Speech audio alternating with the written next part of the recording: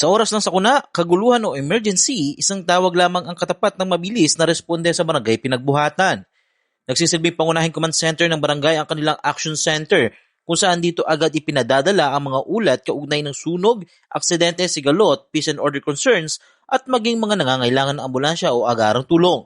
Sa pamamagitan ng kanilang centralized communication system, mabilis na naipapasa ang mga tawag sa tamang departamento tulad ng barangay tanod, rescue team, ambulansya o maging mga Bureau of Fire Protection at kapulisan kung kinakailangan. Bukod dito, tampok din sa Action Center ang kanilang CCTV monitoring system na 24 oras na nagbabantay sa iba't ibang bahagi ng barangay pinagbuhatan. Ayon sa barangay, marami ng insidente at kaso ang mga nalutas na kuha ng CCTV cameras, kabilang ng mga pagnanakaw, gulo sa lansangan at iba pang insidente na nangangailangan ng investigasyon. Nandito po tayo ngayon sa Pinagbuhatan Command Center o dating tinatawag na Action Center. Meron po tayong mga staff na nakamonitor. Ito po ay nagiging sentro ng operations ng ating barangay kung saan dito po tayo nakakatanggap ng mga tawag, ng mga kino-coordinate ng ating mga residente, lalong-lalo na sa pag may emergency cases sa mga lugar. So, meron po tayong hotline at sa landline at sa cellphone number. At gayon pa man din po ay ito rin po ang nagiging tulay din po papunta ng C3.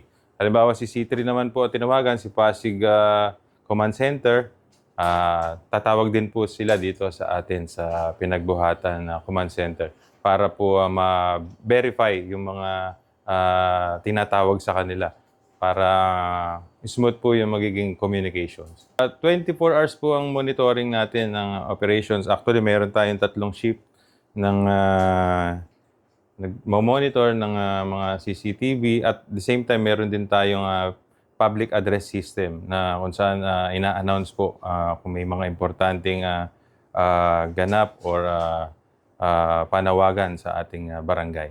Patunay lamang umano ito na mahalaga ang modernong teknolohiya at mabilis na koordinasyon upang mapanatili ang kaligtasan at kaayusan sa komunidad. Para sa mga residente ng Pinagbuhatan, ang kanilang action center ay hindi lamang tanggapan, kundi isang sentro ng agarang aksyon at serbisyo para sa mamamayan. Ako, si Monchik para sa latest ng iNews Pasig, balitang totoo, serbisyong tunay.